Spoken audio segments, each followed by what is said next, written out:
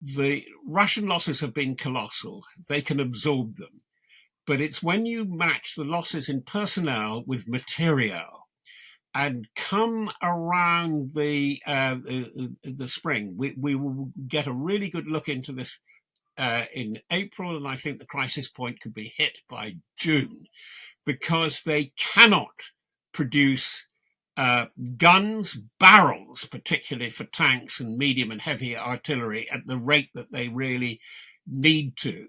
How much they can draw on materiel from North Korea, to an extent, missiles and drones to an extent, with Iran, but Iran is in shock from what has happened. Just wanted to pick up, Robert, on something you said earlier about Ukraine being far better prepared for this phase of the war than many commentators in the West give them credit for. Can you expand on that? Because there is this narrative that Russia is in a stronger position at the moment. They continue to make incremental gains in the East. They've been bolstered by foreign troops from Africa and the Middle East and North Korea. That's the narrative. Why do you think that is simplistic? It's a race to reach the culmination point where they can't go any further.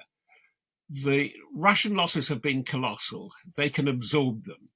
But it's when you match the losses in personnel with materiel and come around the spring, we will get a really good look into this in April, and I think the crisis point could be hit by June, because they cannot produce guns, barrels, particularly for tanks and medium and heavy artillery, at the rate that they really need to. How much they can draw on materiel from North Korea, to an extent, missiles and drones to an extent, with Iran, but Iran is in shock from what has happened, serially, from the defeat of Hezbollah, the bombing raids of late October, which seem to have raised a huge question about their own Russian air defenses, S-300 primarily, and then Syria. So Iran is not in a good place as far as Russia is concerned, and can't really help all that much. How much they could go on with North Korea, particularly as the performance so far recognized, and it may be over gilded by Ukrainian propaganda, but the performance of the North Korean troops, which we were told were very well trained and crack troops, even by people from the Royal United Services Institute, has not been good. The expression from the Korean War of 50-53 that keeps coming back is the human wave, which the Chinese did, and a terrible slaughter, and it didn't deliver victory. At the very end of that campaign, we saw human waves again. Awful, tragic, pathetic, in the Iran-Iraq war, where these teenagers with charms and Qurans around their neck were just thrown into the slaughter. Well, it appears that the same thing is happening now, particularly around Kursk. Russia is making gains, but I would question, having looked at some analysis by Professor Phillips O'Brien of St Andrews University, and by the Institute, the Kagan Institute for the Study of War, which gives very accurate, precise depictions by the day. They're not getting there to critical culminating points, desired culminating points. First we take Manhattan, then we take Berlin, the pinpoints that they really needed to take by Christmas. And there are places like Pokrovsk now, investing, in other words, completely surrounding and taking off the board Zaporizhia, and they're making claims to Kherson. As they get more frustrated, their claims are getting more exaggerated. And the latest, as we are speaking, within the last 24 hours, which came up from Putin's people and Lavrov, the foreign minister, is that they are demanding not only Luhansk and Donetsk, but Zaporizhia Oblast and Kherson. There's not a chance of that happening by the time Trump takes the White House around or on January the 20th. And the point about material is really interesting, because so often when we talk about it, we focus from a Ukrainian perspective, and it's undeniable that Ukraine have suffered from supply issues in part because of the delays in Western military aid. But you do now have Ukraine's military industrial base starting to really ramp up. You have huge production now of drones in Ukraine, and indeed, the Pivdenmash facility in Dnipro, which was targeted by the Oreshnik missile. That is really the headquarters of the Ukrainian ballistic missile program that is ramping up as well. And is that something you think is under commented on, Robert? Well, to pull back again and again, it's commentators like Phillips O'Brien who are looking at it. I'm going to answer your question by saying what is not happening. Russia has been highly effective and seemed to be gaining a decisive advantage in the air. That's not happening now. They have not got total air control.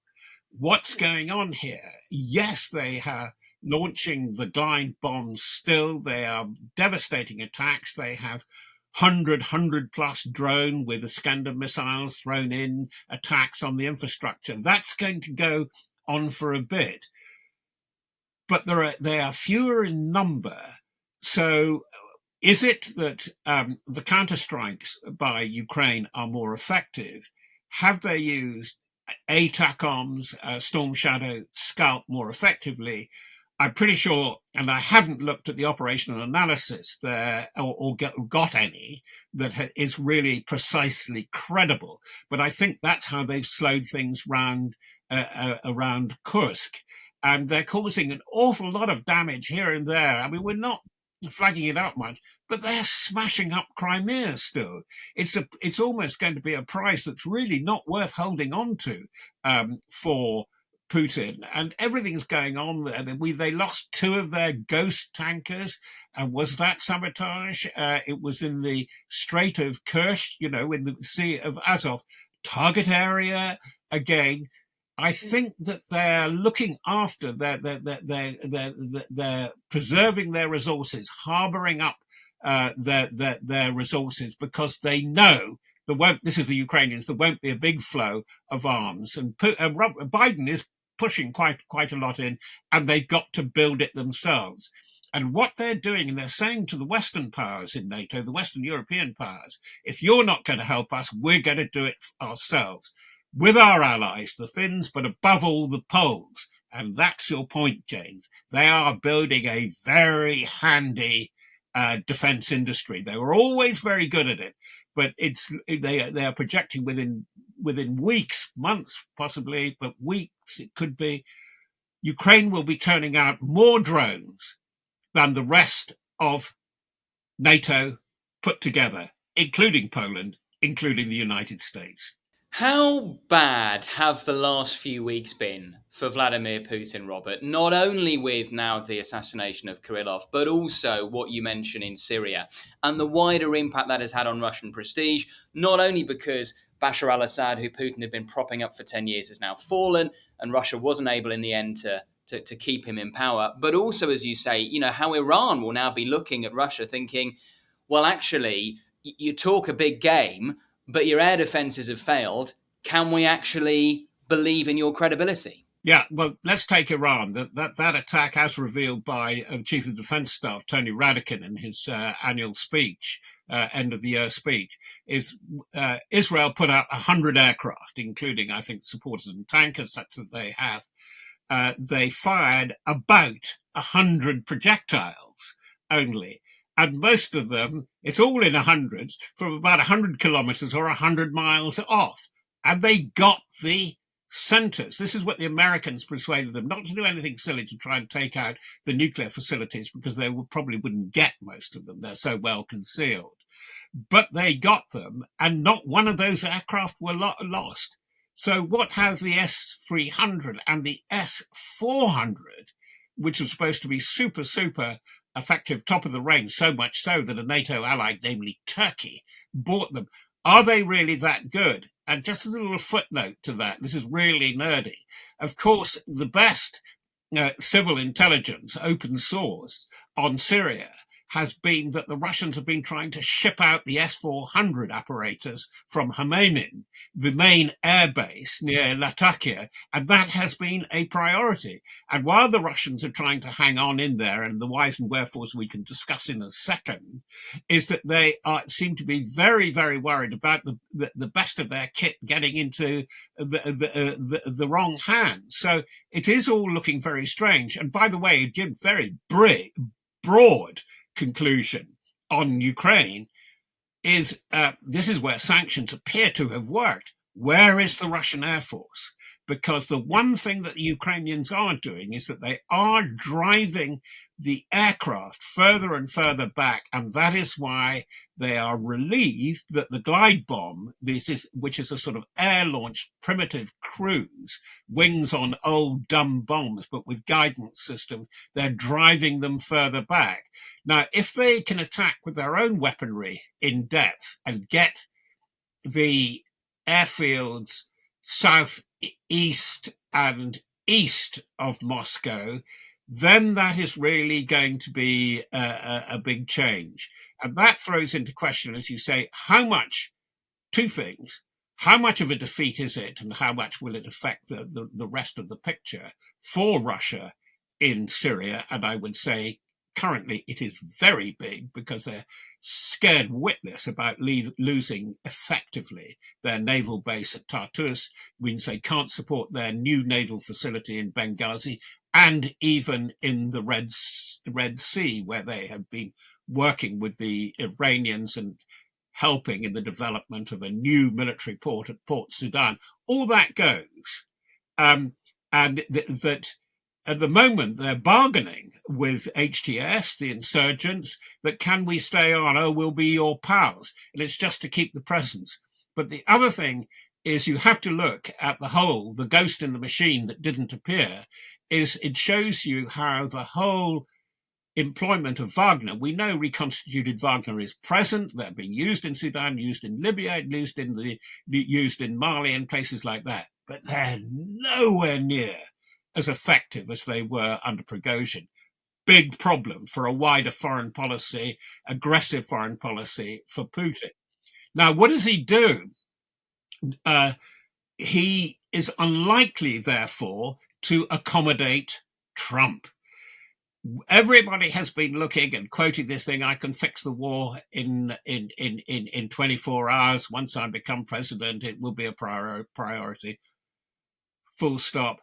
For Trump and Trumpland, fixing Ukraine will not be a priority. He's got too much on his plate with migration, tariffs, China.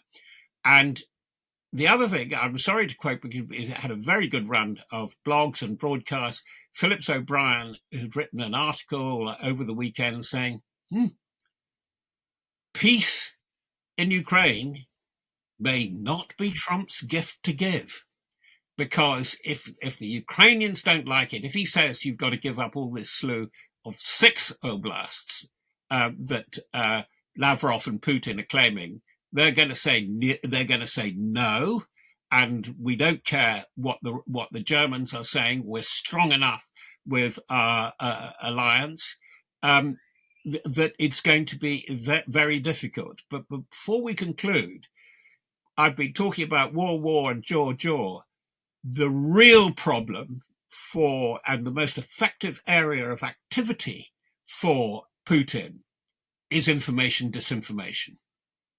And that's what I think we're still not looking at nearly enough, is just the depth of falsehood, disinformation, disorientation, very well thought out psychological warfare from Putin.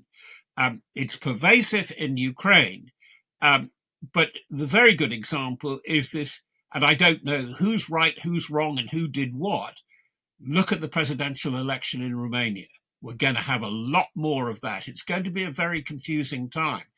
It's very interesting coming back to the UK. I think the UK, the Starmer government, only now, obviously being preoccupied, is beginning to realise that. And I think we're going to get a very different approach in the new year, a very different approach to security, strategy, and defence. I think they'll have to rethink the defence review in view of the scenario I had just painted, and it can't be allowed for Rachel from accounts, as the military call her, the Chancellor of the Exchequer, Rachel from the accounts, saying her equivalent of yet, I've got no money, defence isn't important to me, because there is a turn in public opinion. Defence may not be important to Rachel and the accounts department. It's very important to a lot of people in the country now. Well, just briefly to round things off, is it your view that the kind of collective wisdom, if you want to call it that, and more often than not, the collective wisdom on anything is wrong, the collective wisdom that you hear at the moment, which is that, 2025, Trump will come in, he'll initiate peace talks, those peace talks may lead to a settlement that is more favourable to Vladimir Putin, etc., etc. Do you think that is fundamentally wrong? And we will see a situation in which, come the summer of 2025, the war in Ukraine is very much still ongoing, but that things may be far more favourable to the Ukrainians than the Russians? I think it's very simplistic, James, to say that. I think there will be talks, there will be negotiations, and there will be pressure from whoever comes in Germany, because I think the coalition will be pro peace in Ukraine, and whatever happens in France. That's why what Britain and the Northern Powers, the Joint Expeditionary Force, which has its summit on the 18th of this month, will become significant, more significant than people realised. It's going to be fascinating, by the way, since we've got a UK audience, that the Starmer speech on foreign policy at the Mansion House, I'm between Europe and Trump's America. I want to be friends with everybody. That's not going to wash. I think there is a new realism. I think what the Starmer government may have miscalculated is the gritty, rather grim, realistic, smiling pessimist, or the what is it? The pessimism of the intellect, the optimism of the soul, or whatever it was that Gramsci said. What I'm finding, despite great difficulties right across the piece, amongst some military leaders in this country, there's some real thinking going on. And that, by the way, is with military leaders who've had a lot of experience of Ukraine. Robert, we always appreciate your time. Thank you so much for joining us again on Frontline. Thanks. Thank you for watching today's episode of Frontline. For early access to our videos, member-only Q&As and live streams, then sign up for a membership via the link in the description. And for the latest news and breaking stories, listen to Times Radio and follow us at thetimes.com.